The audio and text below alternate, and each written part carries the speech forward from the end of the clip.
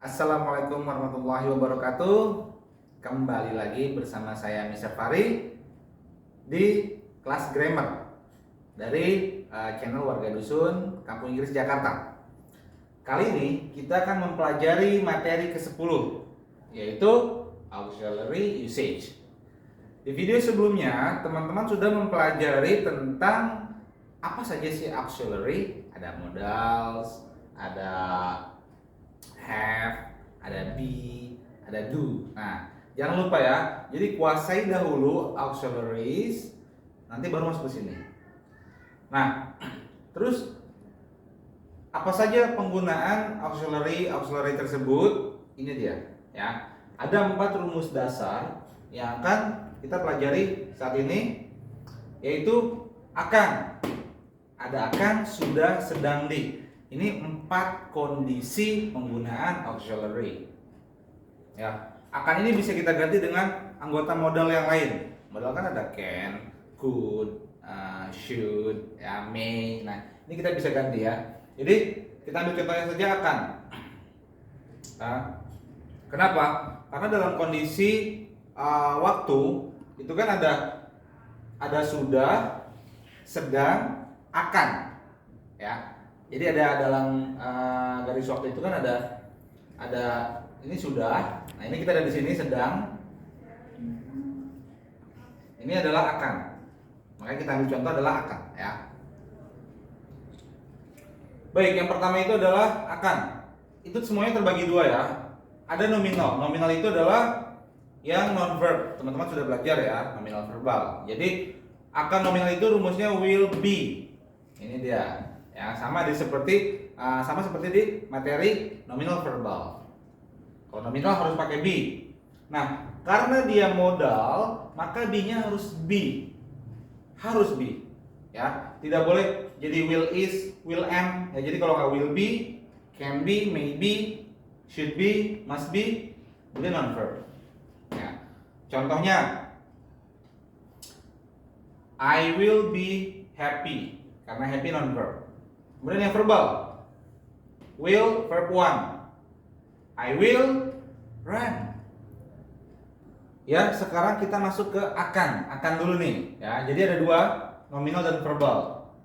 Teman-teman sudah belajar kan, nominal dan verbal itu di materi nominal verbal, ya, materi ketiga ya. Nah, kalau akan nominalnya itu will be non verb. Jangan lupa harus pakai be. Ini yang membedakan ya. Kalau verbal langsung ketemu verb 1. Nah, jadi will be happy, will be bored. Seperti itu. Nah, ini yang akan ya. Kalau ini will run, will study, will visit ya. Kemudian yang sudah itu have. Sama artinya dengan mempunyai, yaitu have. Maka dia be-nya apa? B-nya berubah menjadi been. Jadi ingat saja rumusnya, kalau have itu butuh be, maka be-nya itu harus been. Have been. Kalau modal itu be. Will be, can be, have been, has been, had been. Non-verb. She has been hungry. Ya, dia sudah lapar since 2 hours ago. Sejak 2 jam yang lalu. Jadi dia sudah lapar nih sejak 2 jam yang lalu. Atau have verb 3. Ya. Verb 3. Nah, jadi harus teman-teman menghafal, jangan malas. Kalau menggunakan have itu harus diikuti dengan verb 3. Ya. Atau past participle. Misalnya nih, saya sudah mandi, I have taken a bath. Ya. Jadi jangan take. Tapi verb 3-nya adalah taken. I have taken a bath. I have eaten. I have studied. Nah, bukan study, tapi studied. Jadi nggak boleh malas. I have study aja. Jangan. Kemudian yang sedang. Saya sedang marah. I am angry. Nah, ingat ya, be nominal ada be semua ya. be nominal be. Kemudian ketemu angry, I am angry.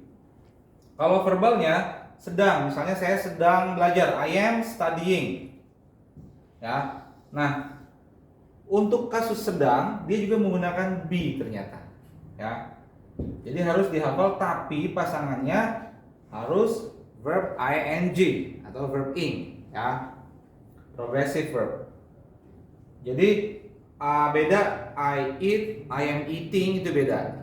I eat rice because I live in Indonesia. Aku makan nasi karena aku tinggal di Indonesia atau tinggal di Jakarta. But I am eating, saya sedang makan now. I am eating, saya sedang makan. Ya. I am eating. Itu berarti kondisinya adalah sekarang sedang makan, tidak sedang tidur, tidak sedang belajar, tapi sedang makan. Yang terakhir adalah pasif.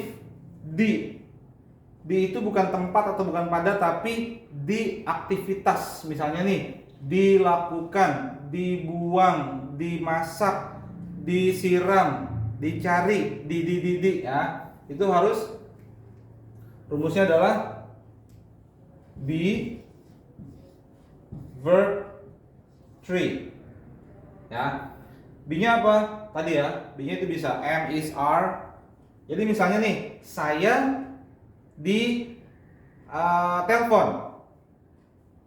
I am called by bla bla bla. Saya ditelepon oleh bla bla bla. Seperti itu. Ya, itu dia pelajaran tentang auxiliary usage, ya. Selanjutnya nanti teman-teman akan mempelajari tentang tenses, ya, yang berhubungan dengan auxiliary dan akan, sudah, sedang, di. Ya. Baik, cukup sekian materi 10 dari saya. Jangan lupa di subscribe dan dicatat, dihafalkan rumus-rumusnya, karena ini pasti selalu digunakan everyday, setiap hari, pasti itu. Sampai jumpa lagi. Assalamualaikum warahmatullahi wabarakatuh.